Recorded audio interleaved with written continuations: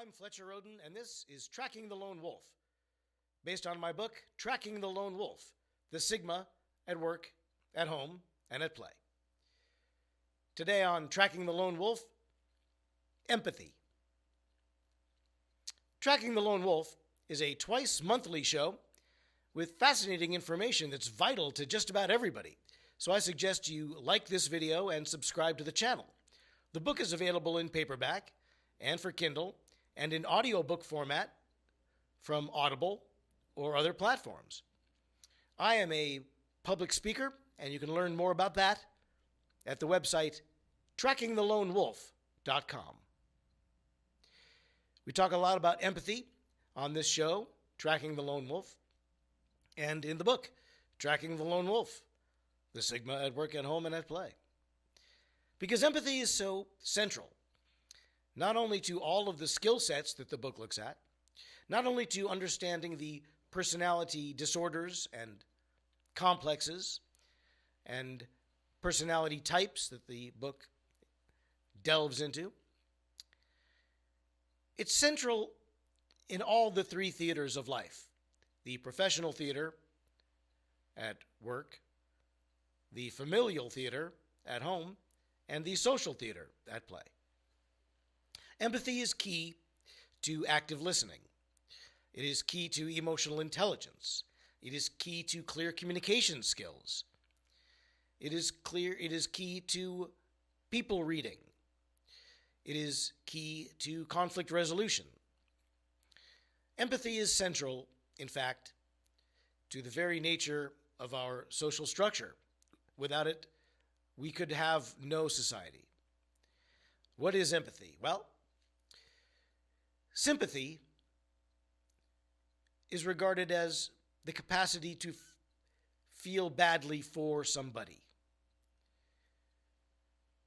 Empathy, rather, is described as being able to share the feelings of another person.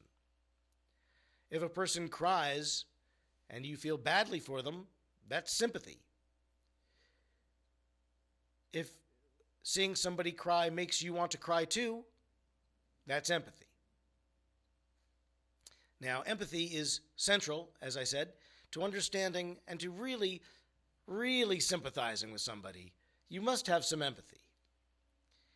There is a theory that there is a thing called the empathy gene, and that some people have it more than others, some have it less, and some don't have it at all.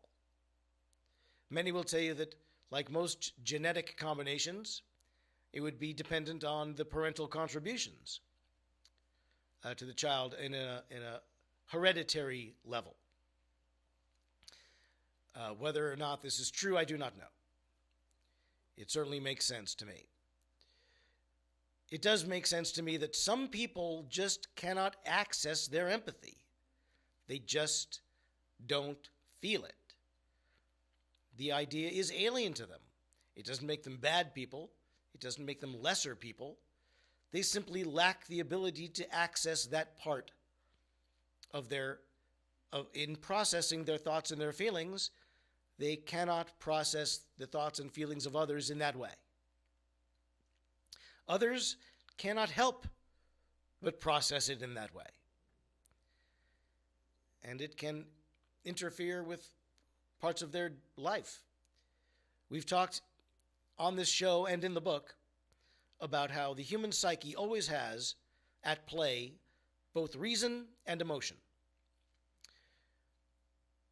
There's always some balance of the two. But always one will dominate over the other. A person is either, at any given time, a single human psyche is either predominantly rational or predominantly emotional. Always a combination of the two, but one always dominates. That's why you should never take action when emotion is dominating. Always take action when reason dominates. Try not to have an argument when emotion is dominating.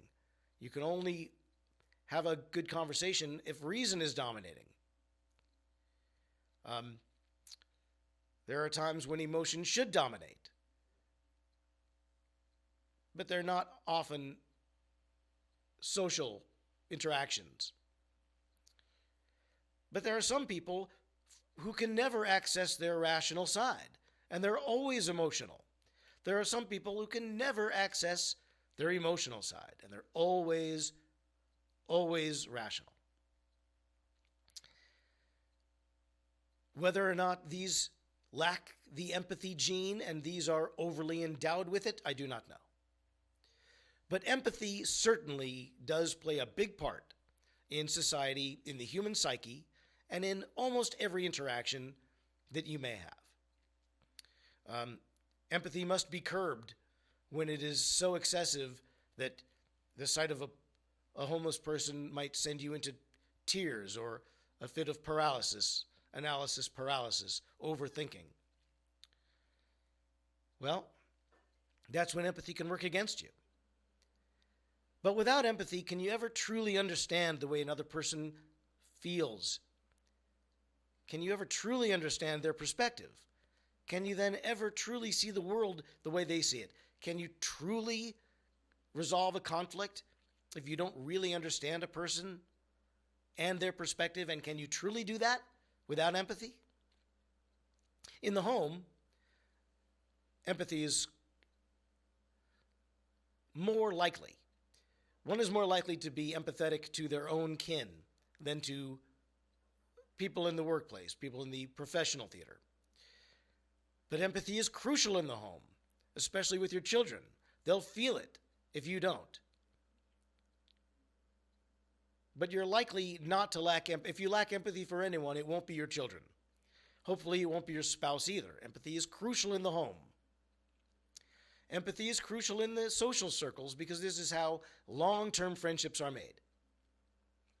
They're made in times of crisis when one person is there for the other.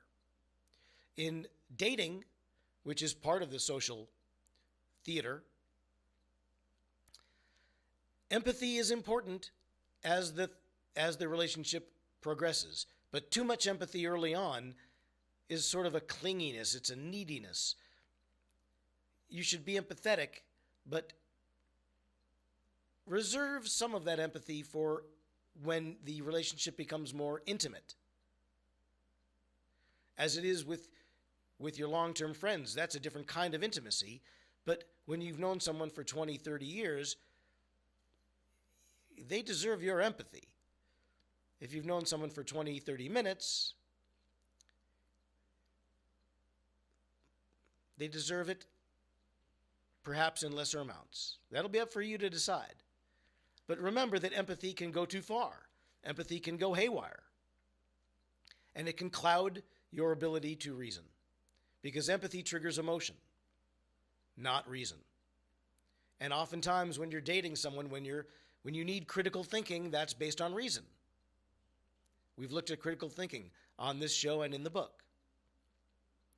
So while empathy is vital, it must be tempered. As any emotional enzyme is likely to be, any emotional causal influence, such as empathy, must be governed. However, it must also be fostered. So therein lies the rub, as they say. And that more or less draws our brief analysis of empathy to a close. You can read a lot more about it in my book, Tracking the Lone Wolf, the Sigma at work, at home, and at play. It's available in paperback and for Kindle, and in audiobook format from Audible and other platforms. Visit the website, trackingthelonewolf.com. I'm Fletcher Roden. This has been Tracking the Lone Wolf. Tune in again.